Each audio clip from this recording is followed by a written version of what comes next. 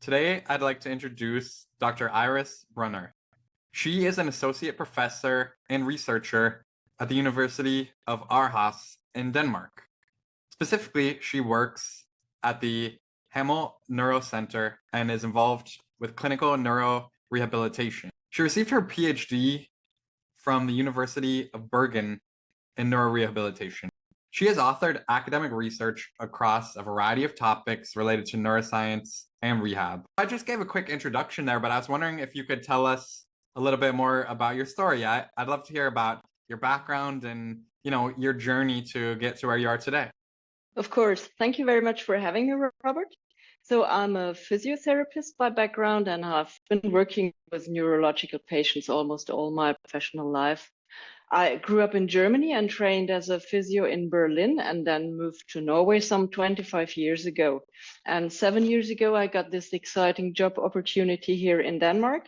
And since then, I'm commuting between Norway and Denmark. So as you mentioned, I'm a researcher and I work at Hamel Neuro Center which is the largest neurorehabilitation institution in Denmark. Yeah, it seems like it's been an interesting journey thus far. And I noticed you mentioned you're kind of commuting between two countries. Do you kind of live pretty close to the border?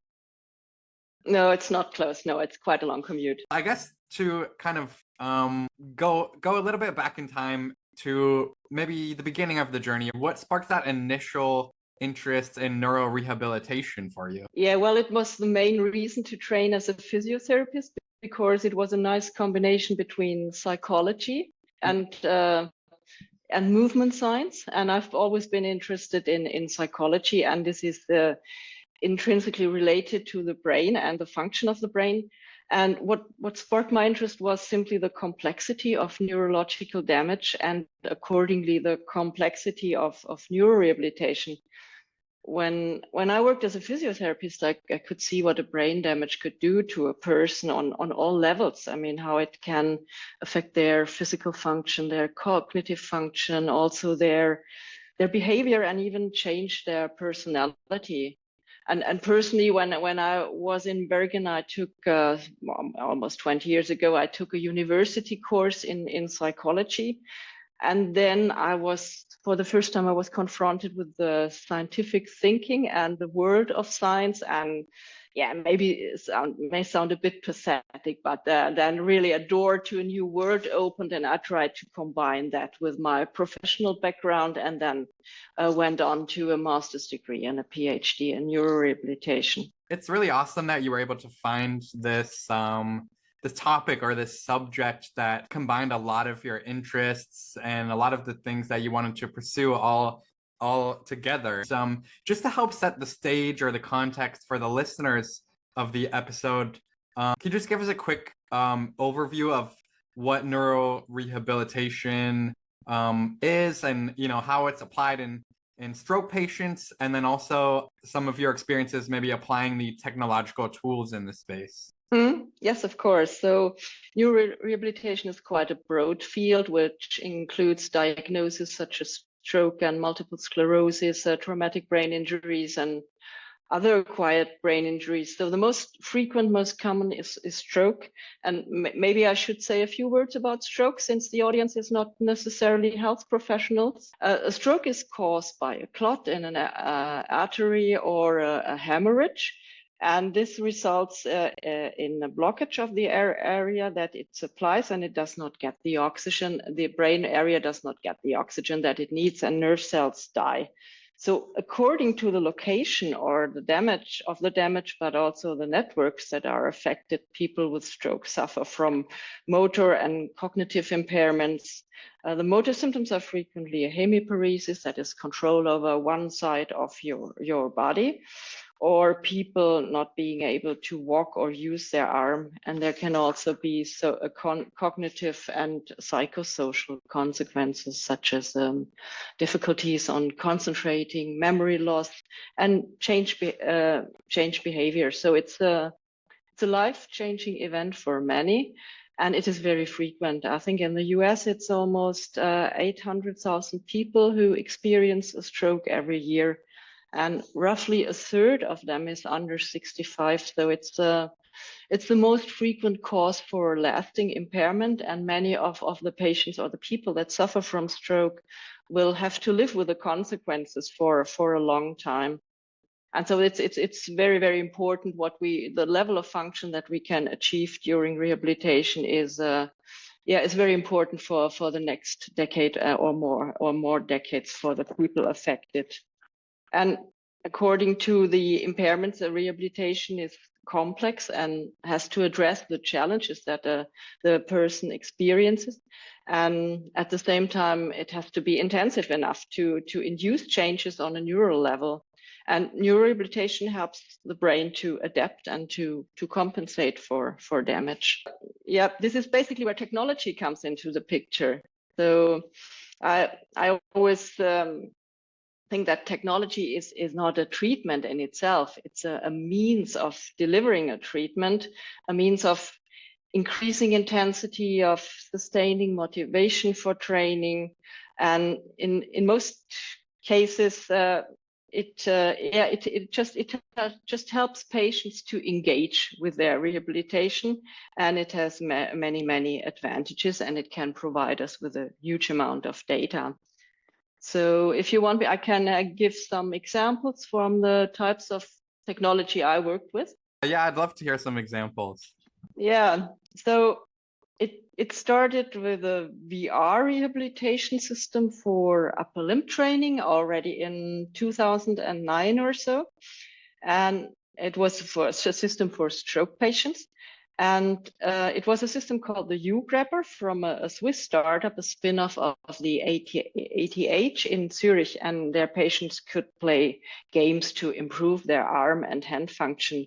And they wore gloves that registered their movements. And the games were either accelerometer based or camera based. And I think you wouldn't call that virtual reality nowadays, because it was not immersive. They didn't wear any headsets. They just interacted with the screens. So, and this was when we did research on that system. And in hindsight, I have to say that it already included many of the features that I still regard as quite essential for a useful rehabilitation training system. So the accelerometer-based games could capture really small movements, and many of our patients are not able to do larger movement, at least in the beginning, shortly after stroke. So the system could really catch minute movements and transfer those to a screen and make a person interact, for example, steering a plane or steering a car. Yeah, this was a very important experience for them, that they could do something with their otherwise rather useless hand. So that was really a fantastic tool. To be able to use that, and also to be able to receive the feedback from the system, the visual feedback, the auditory feedback, and also to be able to follow the progress. So that's one of the huge advantages of virtual reality training or augmented reality training, or in general technology, that we can support people who have very little function in the beginning. And at that time, we did a multi-center study with that system, which actually showed that the people with severe paresis, the people who hardly could move their hands and arm, actually did many more repetitions when they were training with the virtual reality system. Main result of the study that virtual reality training was not inferior to standard rehabilitation, but it was not superior either, I can say. So that was a very interesting experience. At the moment, we are working with another system with virtual reality, which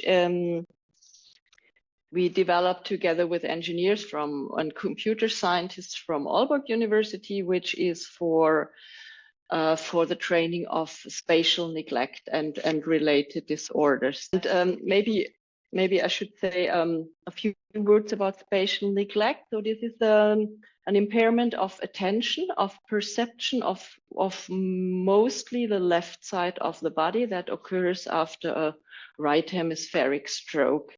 So it's It's quite frequent in the beginning of the stroke. Up to 30% of people are affected. And it can be quite bizarre in extreme cases. So people may sit on their hand without realizing it.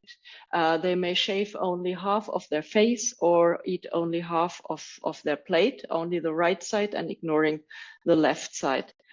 But there are also many milder cases which can be quite difficult to diagnose. And here virtual reality system really can be a huge help. So we have integrated eye tracking, and we can follow their head movements, we can follow their controller movements, and we can exactly see how people change over time. Interesting that only one side of the body is affected, and I think you said it's generally the left side. Is it ever the reverse, where maybe there was some sort of stroke in the left side of the brain and the right side gets affected?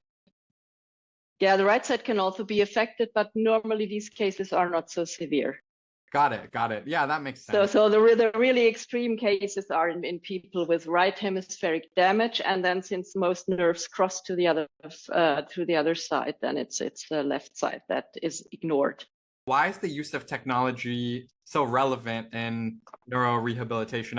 I know you mentioned it kind of helps with the delivery of certain therapies, and it can also help like intensify certain treatments, for example. And then I think something that you also mentioned was that it kind of helps with collecting data, like things like eye tracking and such. And so I was just wondering if you could kind of delve into, what brings the relevance of technology to the forefront in the space of neurorehabilitation? Of course, there are many good reasons to apply technology in rehabilitation, and I think it's one of them is that it helps to offer really personalized rehabilitation. We have this term precision medicine from cancer research, and this is applied also in other areas of medicine, but it can also be applied to rehabilitation, because exactly the data that is generated allows us for much more precise diagnostics and also for personalized rehabilitation.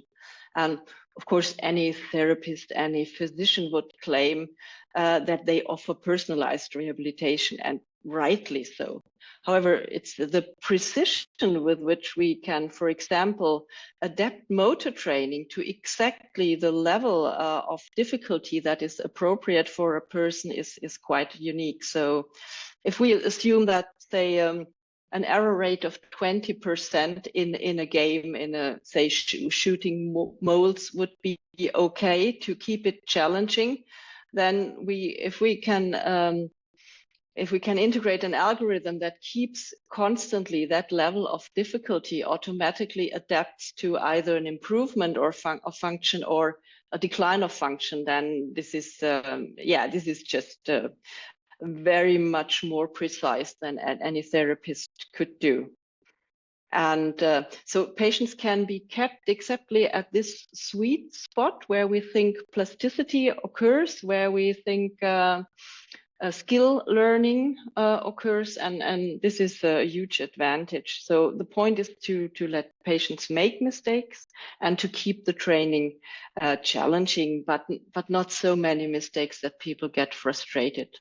And that might also individually be quite different, how much frustration an individual tolerates or needs to continue.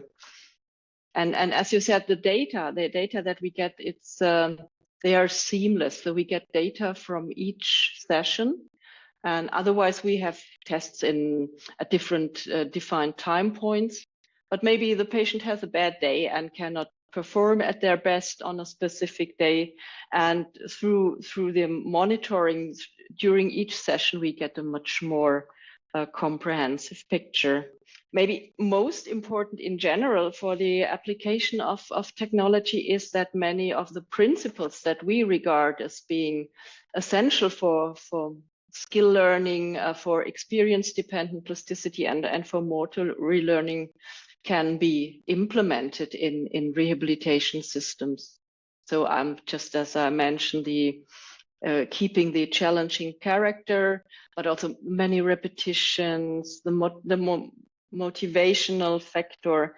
It's a means of increasing intensity of rehabilitation, and it also enables patients to train on their own without the therapist present, so they can train after therapy hours, they can train during weekends, and also after discharge. And also there are really many good reasons. So it can be combined with telerehabilitation, which is extremely valuable in remote areas, or for people who are so frail that a journey to a rehabilitation service would be too exhausting. And yeah, and as I said, the playful character. So most people like to play.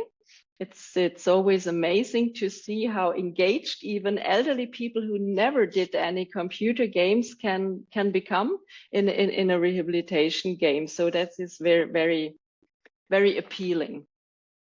Though on the other hand, sometimes it's exaggerated what companies promise, how much fun their rehabilitation system will be, in contrary to the super boring physiotherapy or occupational therapy.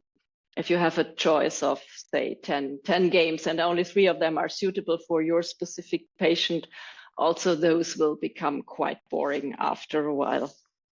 And lastly, I think we will need technology to address future changes in neurorehabilitation. So we still get older, and there will be an increasing number of people in need for rehabilitation, also in developing countries due to lifestyle changes, diabetes, overweight. So there will be more strokes and an increased need for neurorehabilitation, and we will not be able to handle that without the help of technology. It seems like there's a wide array of applications here for these various forms of technology within neurorehabilitation. And yeah, I can definitely see how it could be useful in a lot of these ways that you described. And thus far, we've been talking a lot about the usefulness and the positive aspects of technology, but I was wondering if you can expand a little bit on where are we at now with implementing these sorts of technologies, and are there any challenges standing between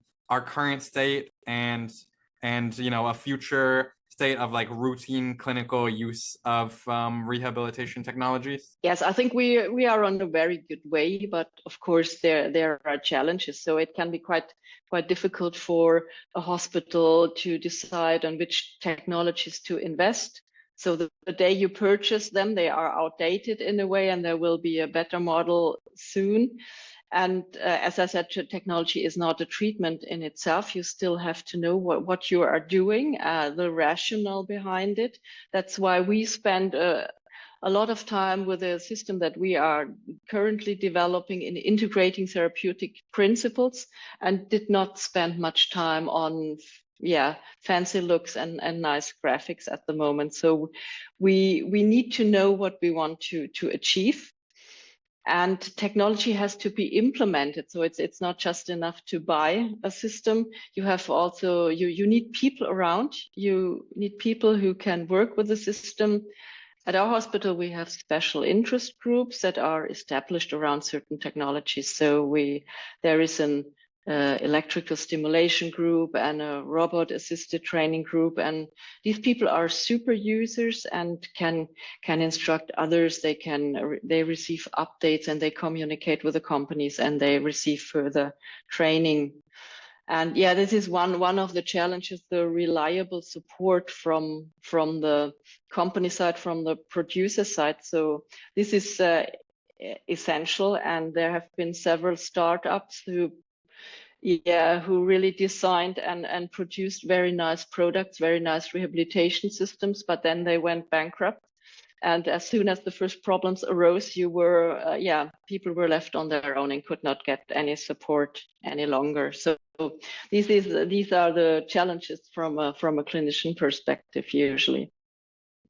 Definitely some challenges to overcome, and that leads me to ask a follow-up question. What exactly do we need, as an industry or as a hospital or as an academic center? What is needed to scale up the meaningful use of these types of technology in rehab or neuro-rehab settings? Yeah, that's a discussion that we frequently have at conferences and research meetings. So, well, what we need and what we, of course, already practice is co-design, so that engineers, health professionals, and patients working closely together to develop user-friendly and relevant rehabilitation systems. So this is something that has become so much better during the last decade. So I remember when I started working with technology assisted rehabilitation, it was sometimes hard for the developers, the IT people, mainly healthy young people, to imagine how impaired a person can be. So the rehabilitation games they programmed, even the easiest level sometimes was way too difficult for a person with impairments. And on the other hand, the therapists had totally unrealistic expectations to what could be coded and programmed into the system. So I think since we are talking much more together and really co-developing more, that this has become much better. So co-design is crucial, and also collaboration and continuity. So to create evidence from multi-center studies, because this is another backdrop.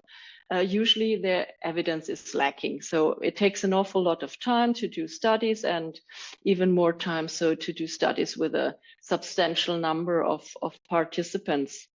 So that's why we need collaboration, because it's always a challenge to recruit enough patients, especially in rehabilitation studies. And we need the continuous development. There are many really fantastic PhD projects, postdoc projects, and good ideas, good systems, and they just die after the project period is over, because there is no further follow up. And this is why research and development should be sustained over an extended period of time, and we should be able to exchange ideas and data on a larger scale. So here in Europe, we have these cost action. That's an initiative of the European Union to support collaborations on science and technology. And we have now applied for one regarding spatial neglect and related disorders. And we have established a collaboration with people from more than 20 European countries, and also the US and Canada. So hopefully we will get funding. So large international multidisciplinary networks that work together and exchange ideas, technologies, and people would be great. Yeah, I agree. That would be great. And those topics really resonate with me. I think, wide collaboration across countries or, across different regions is really useful, just to bring lots of ideas into the mix and lots of potential applications into the mix. And then the co-design point especially resonates with me. I've heard that from a lot of people, where the clinicians need to understand what's possible to build, and then the engineers need to understand what it is that the clinicians actually want or actually need, and what it is that would actually be helpful for the patients. And I think the deeper or wider these communication channels between these two groups can be, the better technologies and better therapies that will end up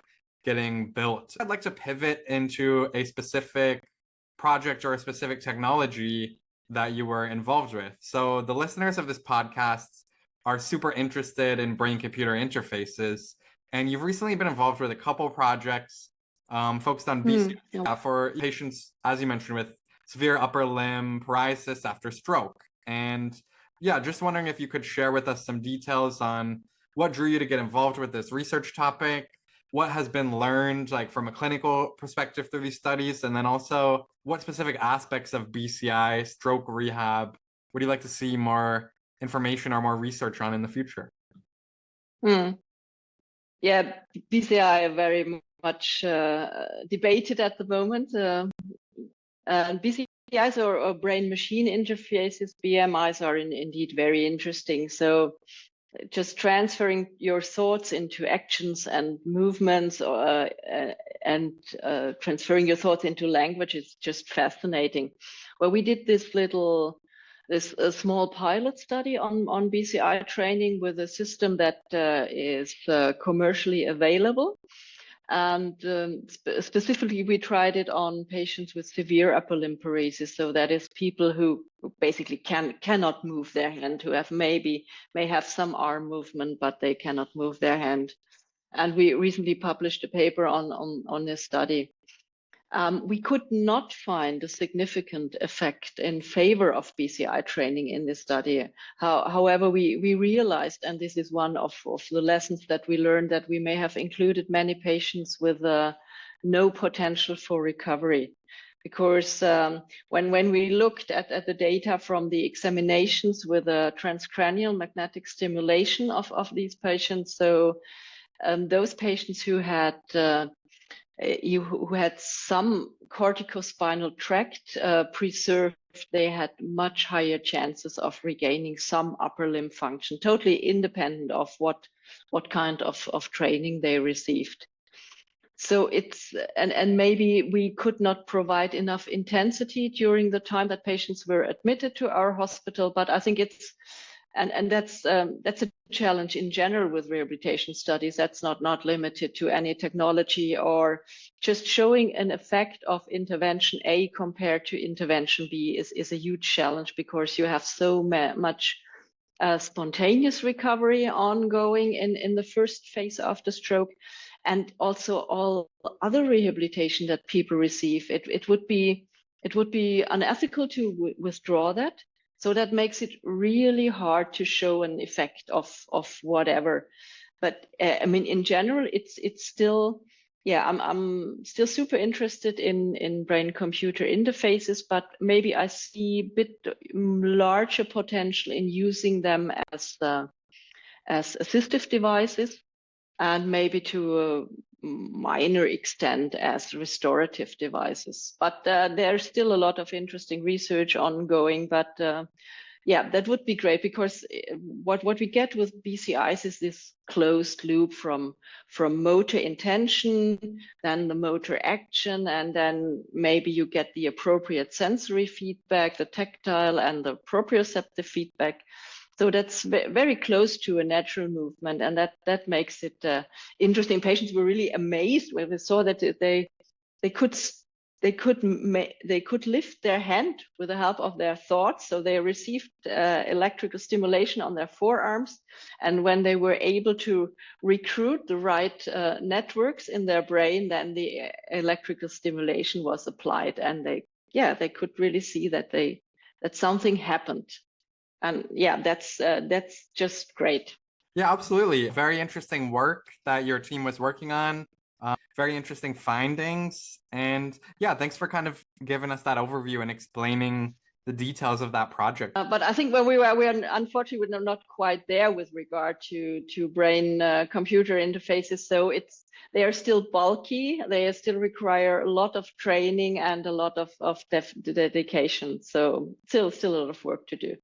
That makes sense. Yeah, lots of innovation needed in the space before they could become more widespread and applied to more applications. I would agree with that. In a lot of situations, they can be very bulky, and a lot of versions of them can be more invasive than people are looking for, or maybe not able, for the bulky ones, maybe not able to take home, for example. So lots of things to consider here. Yes, indeed. And you would in the long run, you would want something that is less bulky, that is quite inobtrusive, and that does not require your full attention just to do a motor action.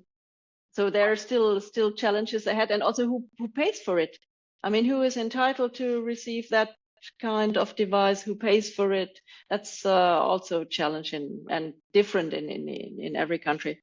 Definitely complicated issues to work through, especially that payment aspect that you mentioned. It seems like each country's health system or insurance system or situation is much different, and it's a lot of work to kind of go country by country and get things like this approved by the regulators and then also set up for payments. Yeah, and also the acceptance. So that is that these things should become a part of standard treatment.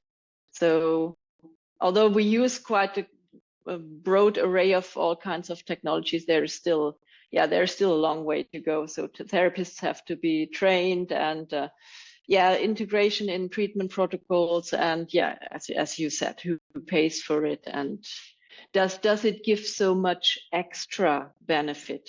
Is it worth the money? Something I'm looking forward to keeping an eye on and seeing what people decide about these things when they decide, is it worth the money? When they develop training programs, for example. We've kind of been talking a little bit about the future here. And so I was wondering, do you have any predictions for like applications of technology to clinical neurorehabilitation over the long term, maybe perhaps the next 20 or even 50 years? That's quite a very long term. So how do they say predictions are difficult, especially about the future? Yeah. So I don't dare to make any long-term predictions, but I think for the next decade or so, I think that all kinds of rehab technologies will be much more common. And we will need to realize flexible solutions so that more people can be provided with rehabilitation at home. So this is, where I see the biggest problem for healthcare services in the future. Yeah, and as I said, I hope that they will be user-friendly, inobtrusive exoskeletons, robot gloves that will help those people, and there are quite many of them, unfortunately, who cannot recover their function, so that their natural function can be replaced in a way, and that they will be able to steer them with unobtrusive EEGs, maybe just an ear EEG that catch your intentions and translate those in a variety of specific movements, not only a few rather coarse movements, and without